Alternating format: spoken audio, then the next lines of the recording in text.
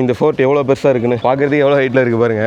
So அவ்வளோ ஒசரம் இப்போ வந்து நம்ம ஏற போகிறோம். ஆக்சுவலாக அந்த பொன்னியின் செல்வன் படத்தில் வரும்ல, அங்கே பாருங்களே அந்த ஜோத்பூர் சிட்டி எப்படி தெரியுது பாருங்க. இப்படியும் ஐஸ்வர்யா ராய் வந்து இதுக்குள்ளே உட்காந்துருப்பாங்க. அங்கேருந்து 2 சைடு கம்பி போட்டு அப்படியே தூக்கிட்டு வருவாங்க. இது எவ்வளோ பெரிய கன்னுன்னு பாருங்க, கிட்டத்தட்ட என் ஹைட்டுக்கு இருக்குது. ஆக்சுவலாக நான் பார்க்குற எல்லாமே வந்து ஒரே ஒரு கண்ணாடியில் எல்லாமே தெரியுது.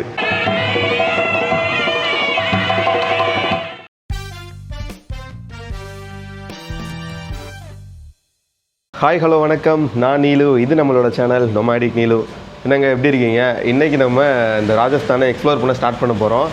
நேற்று தான் நம்ம வந்து சென்னையிலேருந்து ராஜஸ்தான் வந்து இறங்கியிருப்போம் ட்ரெயினில். அந்த வீடியோ பார்க்கலன்னா பார்த்துட்டு வாங்க, ரொம்ப இன்ட்ரெஸ்டிங்காக இருக்கும். ஸோ இப்போ நம்ம வந்து இங்கே ஒரு ஃபோர்ட் இருக்குங்க, ரொம்பவே ஒரு 400 வருடங்கள் பழமையான ஒரு மெஹ்ரங்கார் அப்படிங்கிற ஒரு கோட்டை இருக்குது. அங்கே தான் நம்ம போகிறோம். நம்ம தங்கியிருக்க ஹாஸ்டல் இதுதான், அந்த ரூம் எடுத்துருக்கிற ஹாஸ்டல்.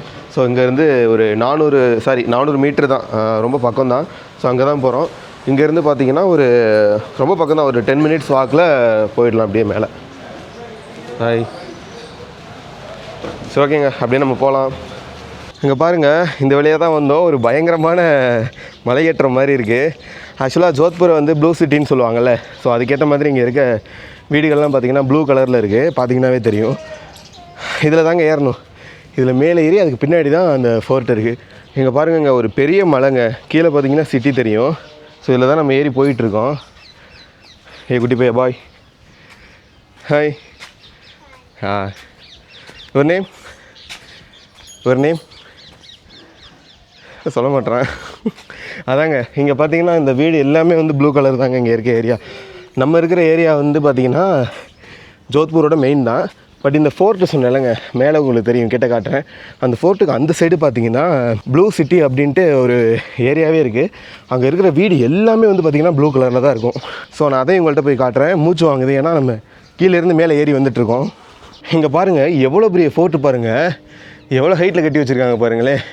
இன்னும் நம்ம மேலே ஏறிட்டு தாங்க இருக்கோம். கிட்டத்தட்ட ஒரு 20 மினிட்ஸாக ஏறிட்டு தான் இருக்கோம். இன்னும் மேலே போகணும். இதுக்கே இப்படி மூச்சு வாங்குது. இன்னும் ரொம்ப தூரம் போக வேண்டியது இருக்குது. போகலாம். இது தாங்க டிக்கெட் கவுண்டர். இங்கே வந்து டிக்கெட் எடுத்துக்கலாம். இந்தியன்ஸுக்கு பார்த்தீங்கன்னா 200 ரூபாங்க. இங்கே நம்ம டிக்கெட் எடுத்துட்டோம். ஆக்சுவலாக இது 200 நமக்கு. நம்ம மேலே ஏறி வந்தோம்ல, அது வந்து பார்த்திங்கன்னா பேக் சைடுங்க, இந்த ஃபோர்ட்டுக்கு பேக் சைடு. ஸோ அதனால் வந்து திரும்ப நம்ம மேலே இருந்து இந்த ஃபோர்ட்டுக்கு ஃப்ரண்ட் சைடு திரும்ப இறங்கி வந்து டிக்கெட் எடுத்துருக்கோம். நீங்கள் வரதா இருந்தால் பைக்கு இல்லைனா கார்லாம் வர்றீங்க அப்படின்னா பார்க்கிங் இருக்குங்க அந்த சைடு. இங்கே பாருங்கள், உங்களுக்கு காட்டுறேன் பாருங்கள்.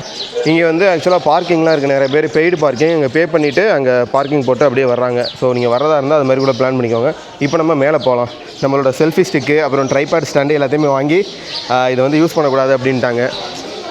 ஸோ அதனால தான் கேமரா வந்து இப்போ கையில் பிடிச்சி எடுத்துகிட்ருக்கேன். பார்க்கலாம் எந்த அளவுக்கு எடுக்க முடியுது அப்படின்ட்டு. இங்கே பாருங்கங்க, இந்த ஃபோர்ட் எவ்வளோ பெருசாக இருக்குன்னு. ஏம்மா, பார்க்குறதுக்கு எவ்வளோ ஹைட்டில் இருக்குது பாருங்கள்.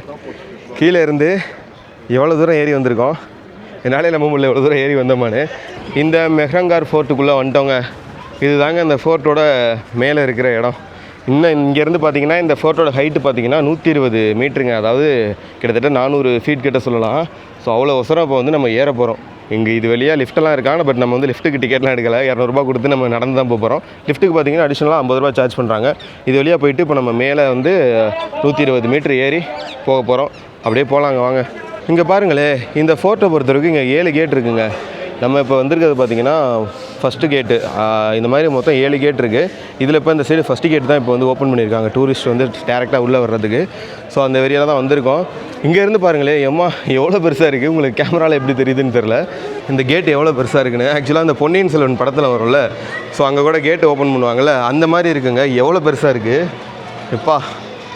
பாருங்களேன், தண்டிக்கு டூரிஸ்ட்டு தாங்க நிறையா வந்துட்டுருக்காங்க. அவ்வளோ டூரிஸ்ட்டுங்க. இது காலையில் வந்து பார்த்திங்கன்னா 9 மணிக்கு ஓப்பன் பண்ணி ஈவினிங் வந்து 5 மணிக்கு க்ளோஸ் பண்ணிடுவாங்களாம்.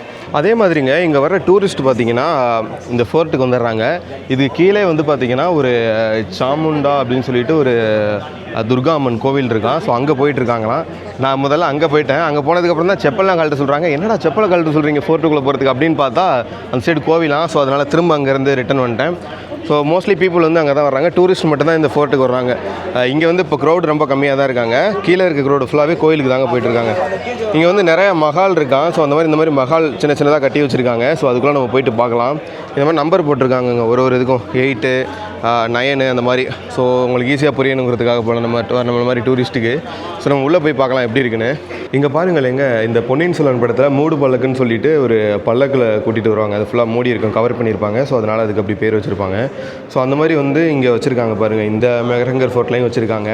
ஸோ அப்படி தான் வந்து ராஜாக்கள் ராணிகள்லாம் வந்து இதை யூஸ் பண்ணியிருக்காங்க. நீங்கள் பார்த்தீங்கன்னா தெரியும், ஐஸ்வர்யா ராய் வந்து இதுக்குள்ளே உட்காந்துருப்பாங்க. அங்கேருந்து 2 சைடு கம்பி போட்டு அப்படியே தூக்கிட்டு வருவாங்க. இந்த மாதிரி நிறையா வச்சுருக்காங்க அந்த சைடு. நான் உங்களுக்குள்ளே போய் காட்டுறேன். இந்த மெஹரங்கர் ஃபோர்ட் பார்த்தீங்கன்னா 15th செஞ்சுரியில், அதாவது 1459 ராவ் ஜோதா அப்படிங்கிற ஒரு அந்த மார்வார் கிங்டம், மார்வார் ராஜ்யம்னு சொல்லுவாங்கள்ல, ஸோ அப்படி அங்கே இருக்கிற ஒரு ராஜாவால் கட்டப்பட்டதுங்க. நம்ம தஞ்சாவூரில் எப்படி சோழா கிங்டம் இருந்ததோ, ஸோ அந்த மாதிரி இங்கே வந்து மார்வார் கிங்டம் இருந்திருக்கு. ஸோ அந்த ஒரு ராஜாவால் வந்து இந்த ஒரு ஃபோர்ட் கட்டப்பட்டிருக்கு. இவர் என்ன பண்ணியிருக்காருனா, நம்மளை வந்து அட்டாக் பண்ணிடுவாங்க அப்படிங்கிற ஒரு ரீசன்னால், ஒரு பெரிய ஹைட்டில் இருக்கணும், இருந்தால் நான் தான் உச்சத்தில் இருப்பேன் அப்படிங்கிற ஒரு ரீசன்னால் கிட்டத்தட்ட 120 மீட்டருக்கு இந்த ஃபோர்ட்டை வந்து கட்டியிருக்காருங்க. அதாவது ஒரு 400 ஃபீட்னு வச்சுக்கலாம். ஸோ அவ்வளோ தூரத்துக்கு கட்டியிருக்காங்க. ஸோ ஈஸியாக வந்து அட்டாக்கர்ஸால் வந்து இங்கே வந்து யாருமே வந்து அட்டாக் பண்ணிட முடியாது அப்படிங்கிற ஒரு ரீசனால், அப்படியே அட்டாக் பண்ண வந்தாலும் இங்கேருந்து பார்த்தா மொத்தம் அந்த ஜோத்பூர் சிட்டியே பார்த்தீங்கன்னா அந்த டைமில் கிளியராக பார்த்துக்க முடியுமா. ஸோ அதனால் யார் வர்றாங்க யார் போகிறாங்க அப்படிங்கிற எல்லாத்தையுமே வந்து இங்கேருந்தே பார்த்துக்க முடியும். ஸோ அந்த ஒரு ரீசனால தான் இவ்வளோ ஹைட்டில் கட்டியிருக்காங்க அப்படிங்கிற மாதிரி சொல்கிறாங்க. நம்ம அப்படியே உள்ளே போகலாம். உள்ளே போயிட்டு எப்படி இருக்குங்கிறத மேலே போயிட்டு நான் உங்களுக்கு காட்டுறேன், ஓகேங்களா? இங்கே பாருங்களேன் எவ்வளோ பெரிய வால்னு. அந்த காலத்தில் ராஜாக்கள் பயன்படுத்தின வால்லாம் வச்சுருக்காங்க. பார்த்தீங்கன்னா தெரியும் எவ்வளோ ஷார்ப்பாக இருக்குன்னு பாருங்கள். இப்போ தாங்க ரியலாக பார்க்குறேன். பயங்கர வெயிட் இருக்கும் போல், திறக்க முடியாது, பட் உள்ளே தான் வச்சுருக்காங்க. அந்த ராஜாக்கள் பயன்படுத்தின ஹெல்மெட்டு எல்லாமே வச்சுருக்காங்க. இங்கே பாருங்கள், இந்த ஈஸ்ட் இந்தியா கம்பெனி நம்ம கேள்விப்பட்டிருப்போம். ஸோ அவங்களோட காயின்ஸ்லாம் இருக்குது பாருங்கள், அவங்களோட காயின்ஸு, அப்புறம் மார்வார் இவங்களோட கல்ச்சர் காயின்ஸ் எல்லாமே இருக்குது பாருங்கள். அந்த காலத்தில் யூஸ் பண்ண காயின்ங்க ரொம்ப குட்டி குட்டியாக இருக்குது, மைனூட்டாக இருக்குது. அதில் பார்த்தீங்கன்னா அந்த உருதுல மாதிரி எழுதியிருக்காங்க, தெரியுதா உங்களுக்கு? உருது எழுத்துக்கள் மாதிரி இருக்குது, சின்ன சின்ன எழுதியிருக்காங்க. இங்கே பாருங்கள், இது எவ்வளோ பெரிய கன்னுன்னு பாருங்கள். கிட்டத்தட்ட என் ஹைட்டுக்கு இருக்குது. நானே ஒரு 6 ஃபீட் இருப்பேன்னு வச்சுக்கோங்க. ஸோ என் ஹைட்டுக்கு எவ்வளோ பெரிய கன்று பாருங்கள். இது வந்து மோஸ்ட்லி பார்த்தீங்கன்னா இந்த கோட்டையை சுற்றி சுற்றுச்சுவர் இருக்குல்ல, ஸோ அதை சுற்றி யூஸ் பண்ணுறதுக்காக வச்சுருக்காங்களாம். இந்த கன்னே வந்து 2-3 பேர் யூஸ் பண்ணுவாங்களாம். சிங்கிளாலாம் இதை வந்து யூஸ் பண்ண முடியாதான். இங்கே இந்த ட்ரிகர் இருக்குல்ல, இதை யூஸ் பண்ணுறதுக்கே வந்து 2 பேர் வேணுமா. ஒருத்தர் பிடிச்சிருப்பாரு, இன்னொருத்தர் வந்து அதை வந்து ட்ரிகர் ப்ரெஸ் பண்ணுவார் போல். ஸோ அந்த மாதிரி தான் அதில் போட்டிருக்காங்க. ஸோ அதுக்காக யூஸ் பண்ணியிருக்காங்க. எப்படி அந்த மரத்தால் செஞ்சுருக்காங்க, எல்லாம் மரக்கட்டைகளை வச்சு எப்படி கட்டியிருக்காங்க பாருங்கள். எனக்கு தெரிஞ்சு இதுதான் அந்த ஷார்ப்பான ஐட்டம்னு நினைக்கிறேன். இதுதான் போயிட்டு அட்டாக் பண்ணணும்னு நினைக்கிறேன். நான் சொன்னேன் இல்லைங்க, இங்கே ஒரு 3 மஹால் இருக்குது அப்படின்னு சொல்லிட்டு, அதோட நேம்லாம் இங்கே கொடுத்துருக்காங்க பாருங்கள். ஆக்சுவலாக இந்த சைடு தான் மேலே தான் ஏறி போகணும் போல், இதுக்கு மேலே போகணுங்க. ஷீஸ் மஹால், அப்புறம் வந்து கோல் மஹால், அப்புறம் வந்து பார்த்திங்கன்னா தஹாட் அபில்லாஸ் அப்படின்ற மாதிரி போட்டிருக்காங்க. நான் உள்ளே போயிட்டு உங்களுக்கு காட்டுறேன். இங்கே பாருங்களேன், இதுதான் இந்த ஷீஸ் மஹால். இதுக்குள்ளே பார்த்தீங்கன்னா ஒரு குரூப் ஆஃப் மிரர்ஸை வந்து அடுக்கி வச்சுருக்காங்க. மிரர்ஸை அடுக்கி வச்சு பார்க்கும்போது இது எல்லாமே வந்து அது மேலே ரிஃப்ளெக்ட் ஆகி ஒரு ஃப்ரேம் வந்து எல்லா இதுலேயுமே தெரியுதுங்க. உங்களுக்கு வீடியோவில் எப்படி இருக்குன்னு தெரியல. ஆக்சுவலாக நான் பார்க்குற எல்லாமே வந்து ஒரே ஒரு கண்ணாடியில் எல்லாமே தெரியுது. சேம் விஷயம் தான் எல்லா கண்ணாடியிலையுமே இருக்குங்க. இந்த ஃபோர்ட்டுக்கு மேலே போகணுன்னா இப்படி சுற்றி தாங்க ஏறுது பாதை. மேலே இப்படி தான் ஏறி போகணும். கிட்டத்தட்ட ஒரு 4 ஃப்ளோர் இருக்குதுன்னு நினைக்கிறேன். ஸோ 4 ஃப்ளோருமே வந்து இந்த மாதிரி தான் சுற்றி அப்படியே கர்வ் மாதிரி தான் போயிட்டுருக்கு. இந்த ஃபோர்ட்டு இருக்கிற இடம் என்னமோ சின்னது, ஆனால் ஃபோர்ட்டை சுற்றி அவங்க கட்டியிருக்காங்கல்ல அந்த கோட்டை, அதுதாங்க பெரிய இது. இங்கே இருக்கிற இந்த மஹால் எல்லாமே ஒரு குறிப்பிட்ட சர்க்கிளுக்குள்ளே அமைஞ்சிருச்சு. ஆனால் அதை சுற்றி இருக்கிற ஏரியா தான், அந்த செக்யூரிட்டி ஏரியா தான் வந்து பயங்கரமாக பில்ட் பண்ணியிருக்காங்க. எங்கே பார்த்தாலும் வால் ஹைட்டாக கட்டியிருக்காங்க. இப்போ நம்ம கரெக்டாக நிற்கிறது பார்த்திங்கன்னா கிட்டத்தட்ட ஒரு 400 ஃபீட் கிட்ட இருக்கும். 400 அடி உயரத்தில் இருக்கிறோம். இங்கேருந்து பார்த்தா இந்த மொத்த ஜோத்பூரையும் வந்து நம்மளால் எங்கேருந்து பார்த்துக்க முடியும். ஸோ அந்த ஒரு ரீசனால் தான் இவ்வளோ பெரிய ஃபோட்டோ கட்டியிருக்காங்க. உங்களுக்கு தெரியுதான்னு தெரில, இங்கே பாருங்கள் எவ்வளோ ஹைட்டில் இருக்குது பாருங்கள். சுற்றிலும் அந்த ட்ரையான மலைகள் அந்த மாதிரி தான் இருக்குது. அங்கேருந்து பாருங்கள் அந்த ஓரம் ஃபுல்லாகவே வீடு எல்லாமே இருக்குது பாருங்கள். அங்கே பாருங்களே அந்த ஜோத்பூர் சிட்டி எப்படி தெரியுது பாருங்கள். இப்போ நம்ம கிட்டத்தட்ட உச்சிக்கு வந்துட்டோம். இந்த ஃபோர்ட்டோட ஹைட்டில் டாப்பில் இருக்கோம். இங்கேருந்து பார்த்தா அந்த சிட்டி, அந்த ப்ளூ சிட்டி மொத்தம் எப்படி தெரியுது பாருங்க வியூ.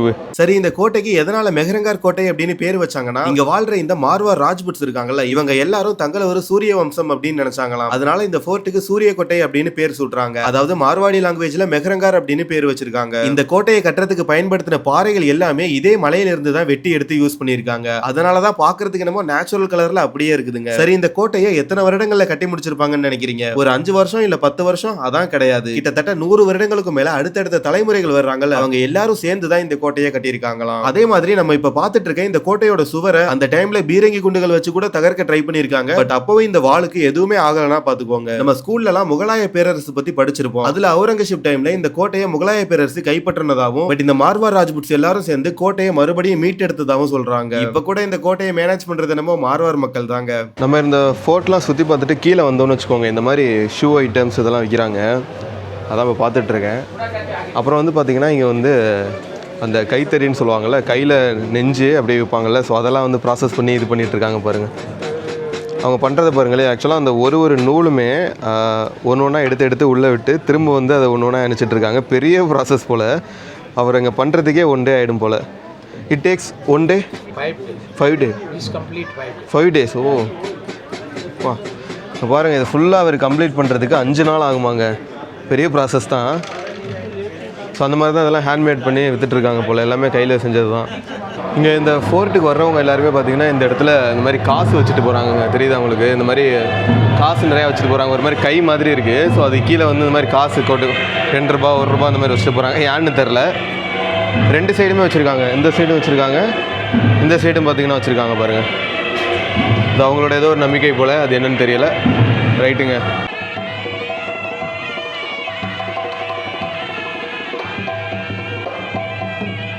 எப்படிங்க இருந்துச்சு இந்த ஃபோர்ட்டு? எனக்கு தெரிஞ்சதை நான் ஓரளவுக்கு டீட்டெயிலாக சொல்லியிருப்பேன்னு நினைக்கிறேன். ரொம்பவே பயங்கரமான ஒரு ஃபோர்ட்டுங்க. ஆல்மோஸ்ட் எல்லாமே கவர் பண்ணிட்டேன்னு நினைக்கிறேன். இப்போ இதுக்கு அடுத்து வந்து பார்த்திங்கன்னா நம்ம ஃபோர்ட்லேருந்து கீழே இறங்கிட்டு இருக்கோம். ஆனால் இப்போவுமே வந்து பார்த்திங்கன்னா பீப்புள் வந்துட்டு தான் இருக்காங்க. நம்ம ஒரு 10 மணிக்கு ஏறியிருப்போமா, மணி வந்து 12 ஆகுதுங்க. ஆல்மோஸ்ட் எல்லாமே முடிச்சிட்டோம். அங்கே பாருங்கள், அந்த ராஜாவோட பேர் போட்டிருக்காங்க பாருங்கள், ராஜோதா அப்படிங்கிறவரோடது. இந்த பாருங்கள் போட்டு வச்சுருக்காங்க. ஸோ அவ்வளோதாங்க. நம்ம அப்படியே கீழே போகலாம். திரும்ப வந்து கீழே போய்ட்டு இந்த ஜோத்பூர் ப்ளூ சிட்டி இருக்குல்ல, ஸோ அங்கே போவோம். அங்கே போய் எப்படி இருக்குங்கிறத பார்க்கலாம். ஆல்மோஸ்ட் இந்த வீடியோவே வந்து பயங்கர லென்த்தாக இருக்கும்னு நினைக்கிறேன். ஸோ உங்களுக்கு வந்து நெக்ஸ்ட் எபிசோடில் ஜோத்பூர் சிட்டி டூர் காட்டுறேன். ப்ளஸ் வந்து அங்கே இருக்க ஃபுட் கல்ச்சர், அந்த ஸ்வீட் ஷாப், இதெல்லாம் வந்து நான் உங்களுக்கு எக்ஸ்ப்ளோர் பண்ணி காட்டுறேன். அதுக்கு அடுத்து வந்து நம்ம பயங்கரமான வில்லேஜ்லாம் எக்ஸ்ப்ளோர் பண்ண போகிறோம். ஓகேங்களா? இதோட இந்த வீடியோ வந்து நம்ம எண்ட் பண்ணிக்கலாம். இப்போ வந்து அப்படியே நான் ஹோட்டல் போகிறேங்க.